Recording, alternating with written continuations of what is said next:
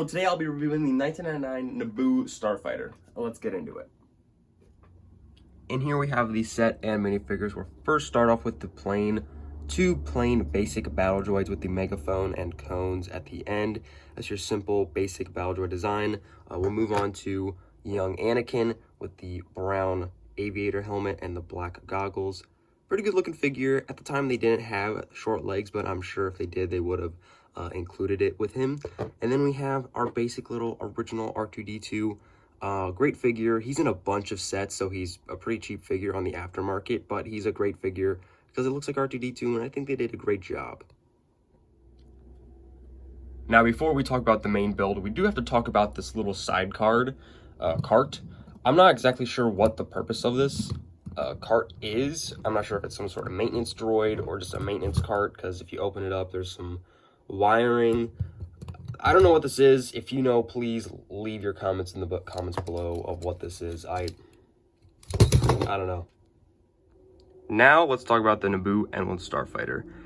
For 20 bucks in 1999, I think this set is pretty great. Although the build is mainly just plates and slope bricks, it was still fun to build. It wasn't too complicated at the time. The instructions were pretty easy to read. Let's talk about some of the features now. Now, there's not too many features, but the main feature I would say is the R2 being able to fit in the back. He just clips in there.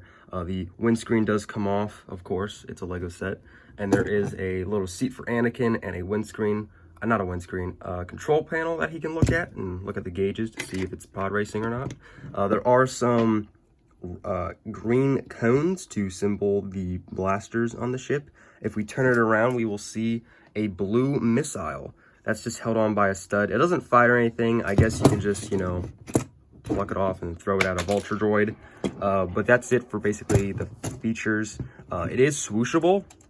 It's pretty swooshable. The engines are held on by a couple of pins, so they do rattle, but as long as you don't swoosh it too hard, you should be fine.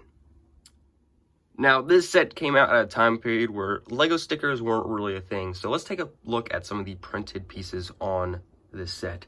Probably my favorite piece in the entire set, and the exclusive piece, is this 2x2 yellow brick slope with this, I don't know, this blue fish on it. I'm not sure what kind of Star Wars fish that is, but if you guys can let me know in the comments, I would greatly appreciate it.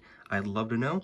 And then on both sides of the windscreen, there's these 1x4 tiles with these, I don't know if that's Naboo lettering, but it's printed, and that's cool. Now, before I go any further with this review, I'd like to talk about the antennas on the back. They're pretty long, and they're kind of annoyingly long, because if you display this on a rather deeper, not as deep shelf, a shorter shelf, I guess, you kind of have to put it on an angle. It just kind of gets in the way, and also these are pretty easy to knock off. They're held on by one stud connections, so if you're swooshing it around and it hits your forearm, you might lose the piece or break it. And that's just one thing to look out for with this set. Now, that about does it for the set itself. I would like to talk about the box, and I love these old box arts. Oh my goodness, the Lego system logo along with the old Lego Star Wars logo is just really throws you back. I wasn't even alive when this set came out. It's just cool and nostalgic, and it's old. Let's take a look at the box art. Here we see the Naboo Starfighter. It looks like it's flying in the Trade Federation ship, and we see the battle droids in the corner. They're just looking at Anakin. They're not really doing anything. We do see the piece count. It's 174 pieces, ages 7 to 12, which is hard to believe because I feel like a 4-year-old could probably build this. The set number is 7141. If we take a look at the top, we can actually see the original price tag. This set sold for $19.97 at Walmart 20 years ago. There's an advertisement for join the Lego Club for free, or RIP Lego Club. There is the Star Wars website, the official Star Wars website, www.lego.com, all that stuff. We have some more lettering on the top. If we look on the side, we'll see some more artwork. See, I don't know what that cart, are they loading something into that cart? Is that where they get their guns? I don't know. But then we have Anakin. He's chilling in the cockpit. We look on the other side of the box. We'll see. Looks like the battle droids on Anakin and R2 are just chilling. So that's nice. If we take a look at the back, we'll see. It looks like the battle droids, are they friends with Anakin or something? are they homies? Because in this image, they're helping him rebuild his ship. It also appears that what else you could build it into. It looks like we have some sort of dragster with some wings on the top of it. Love that. And then a mech suit, and the mech suit has battle droids for hands. That's awesome. I might try to build that one day. I also have the original instructions, and we'll take a look through that just to see how basic the set is. The first pages just tell you to build the figures, and then it goes on with the little cart. Back then, they didn't have the little bubble at the top which told you what pieces you need for that step. It was legit. There's this picture, and then there's that picture. Try to build it. And yeah, it's just these old instruction booklets. This one did not have the little pictures of the movie at the top like some of the other instructions do.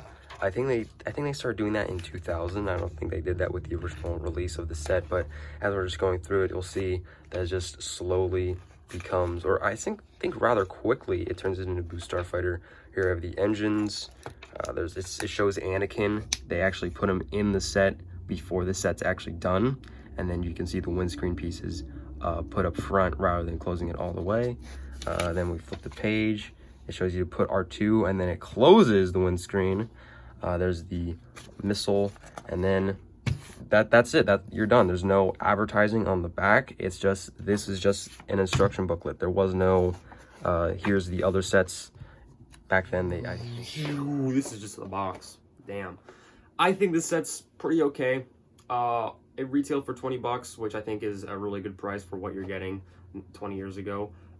Nowadays on the aftermarket, you're looking towards 25 to 35. For some reason, it's one of those sets that hasn't really appreciated in value that much. Although being it's one of the first Star Wars sets, it just isn't that expensive. It's fairly cheap for as old as it is. And I think it's a pretty good set. In my opinion, it's a different building experience. Like if you're used to building the newer Star Wars sets, and if you want to maybe tap into some nostalgic, or, you know, what if I was born at that time frame, then yeah, go for an older set. They're fun to build. They're really easy to build. They're really simple. There's not a lot of challenge to them. Maybe figuring out where a piece goes in the instruction booklet, because sometimes it's a little iffy and wonky to read. But no, I give this set a 7 out of 10. I like it. I think the minifigure selection is pretty good. Let me know in the comments what you thought of this video, what I could do better in these reviews. If you want to see more reviews, and overall, what content do you want to see from me on YouTube? I would greatly appreciate the feedback.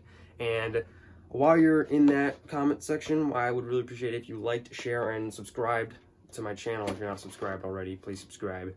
That'd make my day. But yeah, that's going to be the end of the video. Thank you guys so much for watching. Have a nice day, and peace out.